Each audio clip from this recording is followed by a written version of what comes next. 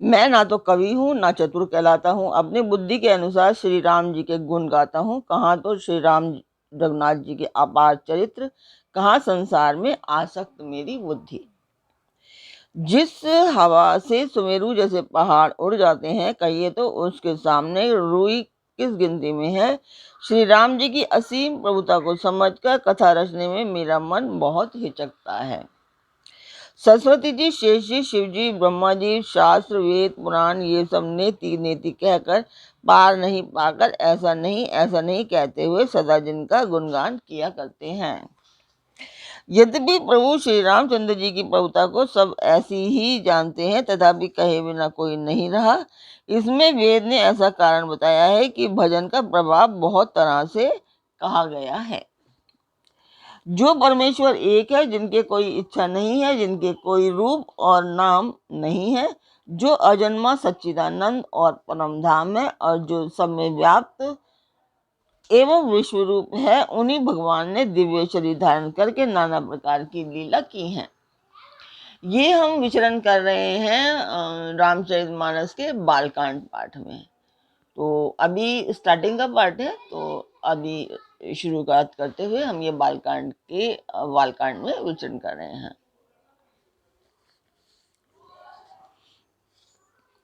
वह लीला केवल भक्तों के हित के लिए ही है, क्योंकि भगवान परम कृपालु हैं और शरणागत के बड़े प्रेमी हैं, जिनकी भक्तों पर बड़ी ममता और कृपा है, जिन्होंने एक बार जिस पर कृपा कर दी उस पर फिर कभी क्रोध नहीं किया। वे प्रभु श्री रघुनाथ जी गई हुई वस्तु को फिर प्राप्त कराने वाले गरीब निवास, सरल स्वभाव, शक्तिमान और सबके स्वामी हैं। यही समझकर बुद्धिमान लोग उन श्री हरि का यश वर्णन करके अपनी वाणी को पवित्र और उत्तम फल देने वाली बनाते हैं। उसी बल से मैं श्री रामचंद्र जी के चरणों में सिर नवाकर श्री रघुनाथ जी के गुणों की कथा कहूंगा। इसी विचार से मुनियों ने पहले हरि की कीर्ति गाई है। भाई, उसी मार्ग पर चलना मेरे लिए सुगम होगा। जो अत्यंत बड़ी श्रेष्ठ नदियां हैं, यदि राजा उन पर पुल बांध देते हैं तो अत्यंत छोटी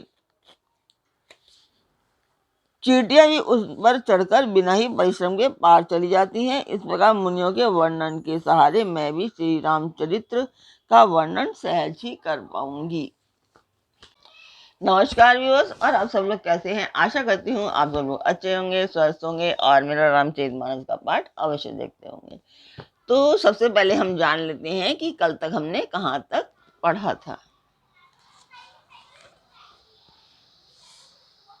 कल तक था कि यह संपूर्ण विश्व मेरा ही पैदा किया हुआ है, अतः सब पर मेरी बराबर दया है, परंतु इनमें से जो मद और माया को छोड़कर मन, वचन और शरीर से मुझको भजता है, वह पुरुष हो, नपुंसक हो, स्त्री हो अथवा चर अचर कोई भी जीव हो, कपट छोड़कर जो भी सर्व भाव से मुझे भजता है, वही मुझे परम प्रिय है। हे पक्षी, मैं तुझसे सत्य कहता हूँ, पवित्र, अनन्य एवं निष्काम सेवक मुझे प्राणों के समान प्यारा है। ऐसा विचार कर सब आशा भरोसा छोड़कर मुझी को भज। तुझे काल कभी नहीं व्यापेगा। निरंतर मेरा स्मरण और भजन करते रहना। प्रभु के वचनामृत सुनकर मैं तृप्त नहीं होता था। मेरा शरीर पुलकित था और मन में भी अत्यंत ही हर्षित हो रहा था। वह सुख मन और कान ही जानते हैं, जीव से उसका बखान नहीं किया जा सकता। प्रभु की शोभा का वह मुख सुख नेत्र ही जानते हैं, पर वे कह कैसे सकते हैं, उनके वाणी तो है ही नहीं। मुझे बहुत प्रकार से भली भांति समझाकर और सुख देकर प्रभु फिर वहीं बालकों के साथ खेलने लगे। नेत्रों में जल भरकर और मुख को कुछ रूखा सा बनाकर उन्होंने माता की ओर देखा और मुखाकृति तथा चितवन से माता को समझा दिया कि मुझे बहुत भूख लगी है। ये देखकर माता तुरंत दौड़ी उठी और कोमल वचन कहकर उन्होंने श्री राम जी को छाती से लगा लिया। वे गोद में लेकर उन्हें दूध पिलाने लगी और श्री रघुनाथ जी की ललित लीलाएं गाने लगी। तो कल यहाँ तक था। अब इसके आगे चलेंगे आज। तो सभी जानते हैं कि मैं ये पाठ मंदिर के लिए कर रही हूँ, और इसमें मैं आप सभी लोगों का सहयोग चाहती हूँ कि आप लोग इसमें सब्सक्राइब करें, लाइक करें और शेयर करें, और अपने परिवार और मित्रगणों को भी कहें कि वो भी सब्सक्राइब और शेयर अवश्य करें। तो उस मंदिर की मैं वीडियो डालती हूँ, जैसे सभी वीडियोस में मैं डाल रही हूँ, छोटी सी वीडियो है 5 सेकेंड्स की, तो वो डाल रही हूँ, आप लोग देखें। अच्छा, और मुझे बताएं कि आपको मेरा पाठ कैसा लगता है, ये तो बताएं, कम से कम लाइक अवश्य किया कीजिए।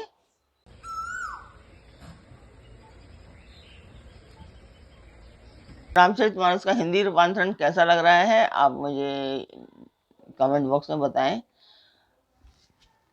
और आगे मैं इसे कंटिन्यू करूं कि या नहीं, ये भी बताएं मुझे। तो अब चलते हैं आज के पाठ पर। स्वागत करती हूँ मैं आप सभी का अपने इस कार्यक्रम रामचरितमानस के उत्तराखंड पाठ में। जेहि सुख लागी पुरारी, अशुभ वेश कृत शिव सुखद, अवधपुरी नर नारी तेहि सुख महु संतत मगन।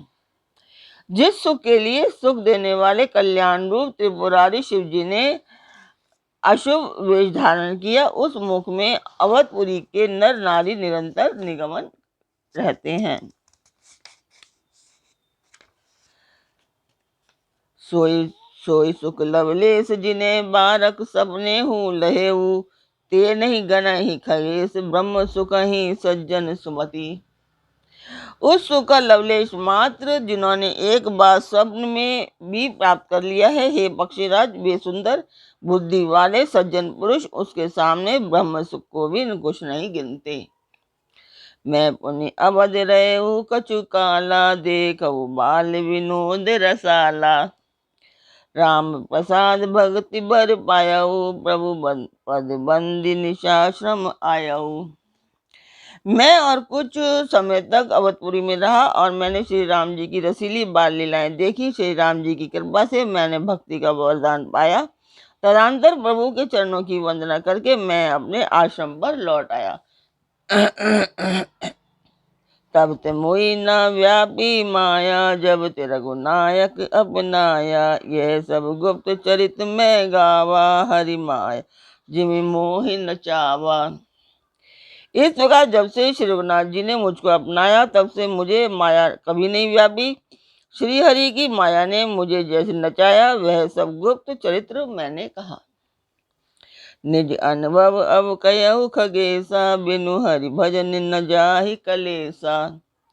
राम कृपा बिनु सुनुर खगराई, जानी न जाहि राम प्रभुताई। हे पक्षीराज गरुड़, अब मैं आपसे अपना निजी अनुभव कहता हूँ। वह यह है कि भगवान के भजन के बिना कलेश दूर नहीं होते। हे पक्षीराज सुनिए, श्री राम जी की कृपा बिना श्री राम जी की प्रभुता के नहीं जानी जाती। जाने बिनु न होई परतीति, बिनु परतीति होई नहीं प्रीति। प्रीति बिना नहीं भक्ति टिटाई, जिमि खगपति जल के चिकनाई। प्रभुता जाने बिना उन पर विश्वास नहीं जमता, विश्वास के बिना प्रीति नहीं होती, और प्रीति के बिना भक्ति वैसे ही दृढ़ नहीं होती जैसे हे पक्षीराज जल की चिकनाई ठहरती नहीं। बिनु गुरु होई कि ज्ञान, ज्ञान की होई विराग बिनु। गावही वेद पुराण सुख की लये हरि भगति बिनु। गुरु के बिना कहीं ज्ञान हो सकता है, अथवा वैराग्य के बिना कहीं ज्ञान हो सकता है। इसी तरह वेद और पुराण कहते हैं कि श्री हरि की भक्ति के बिना क्या सुख मिल सकता है। को विश्राम की पाव तात, सहज संतोष बिनु। चले की जल बिनु नाव कोटि, जतन बची बची मरी। हे तात, स्वाभाविक संतोष के बिना क्या कोई शांति पा सकता है। चाहे करोड़ों उपाय करके पचपच मरिए, फिर भी क्या कभी जल के बिना नाव चल सकती है। बिना संतोष न काम न साही, काम अचत सुख सपने हो नाही। राम भजन बिनु मिटहि की कामा, तल विहीन तरु कबहिक जामा। संतोष के बिना कामना का नाश नहीं होता, और कामनाओं के रहते सपने में भी सुख नहीं हो सकता। और श्री राम के भजन के बिना कामनाएं कहीं मिट सकती हैं, बिना धरती के भी कहीं पेड़ उग सकता है। बिनु विज्ञान के समत आवई को अवकाश के नव बिनु पावई। श्रद्धा बिना धर्म नहीं कोई होई, बिनु मही गंध की पावई कोई। विज्ञान तत्व ज्ञान के बिना क्या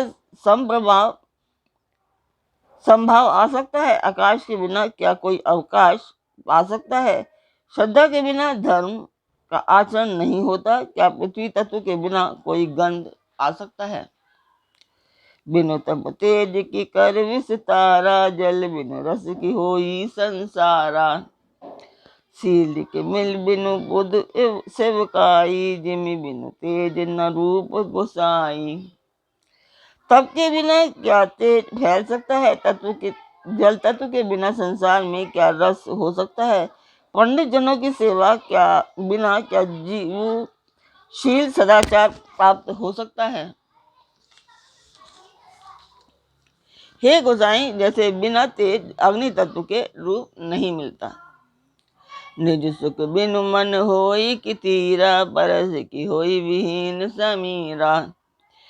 कवनीय सिद्धि की बिनु विश्वासा, बिनु हरि भजन न भव भय आशा।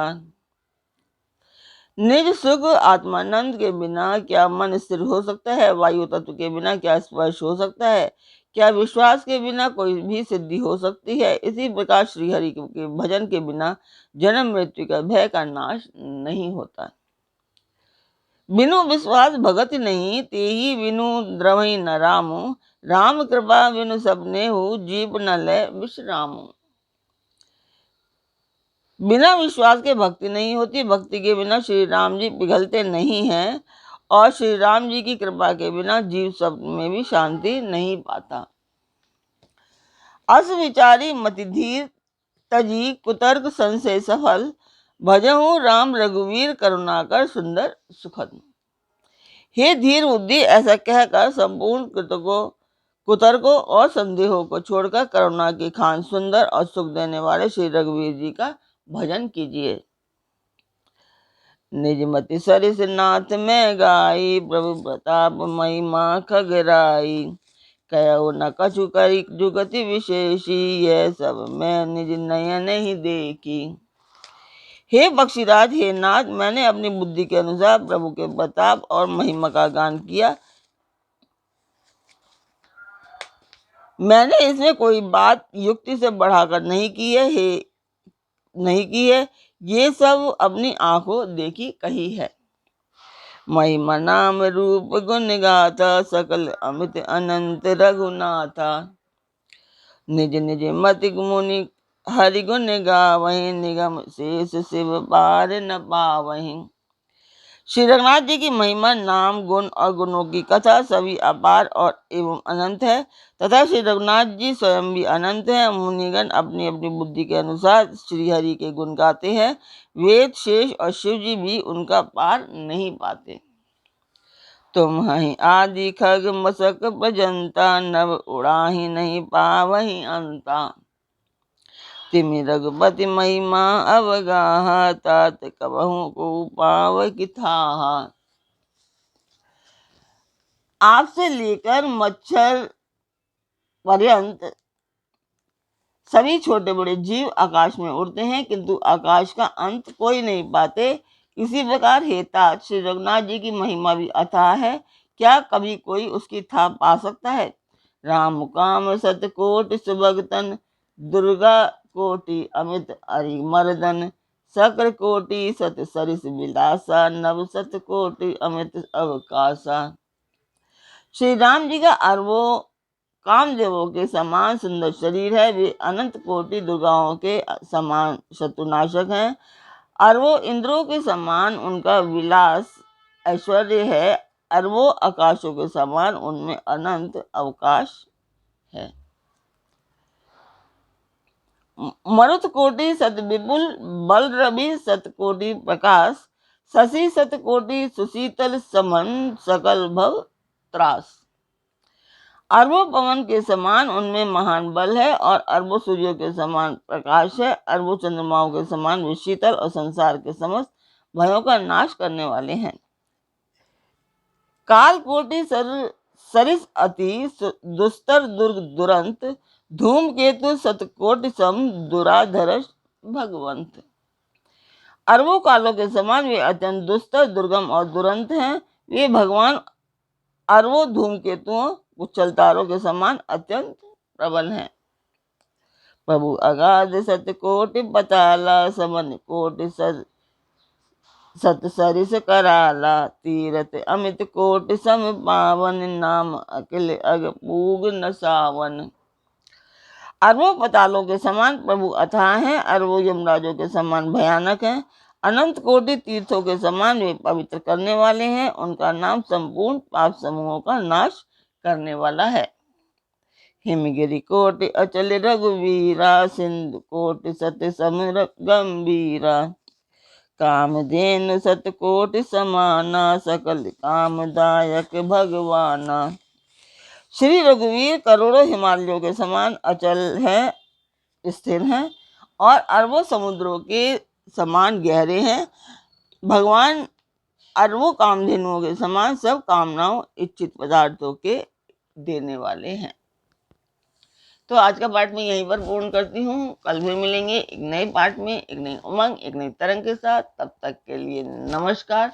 आप मेरा चैनल सब्सक्राइब करना ना भूलें और शेयर करें। उसके साथ अपने परिवार और मित्रगणों को भी कहिए कि वो भी सब्सक्राइब एंड शेयर करें और लाइक करना बिल्कुल ना भूलें। सब्सक्राइब के साथ में एक बेल आइकन है, उसे हिट करना बिल्कुल ना भूलिए। ये इसी से आपको वीडियो सबसे पहले आपको मिल जाएगी। तो कल फिर मिलते हैं एक नए पाठ में। तब तक के लिए राम राम। जय सिया राम। सियापति रामचंद्र जी की जय।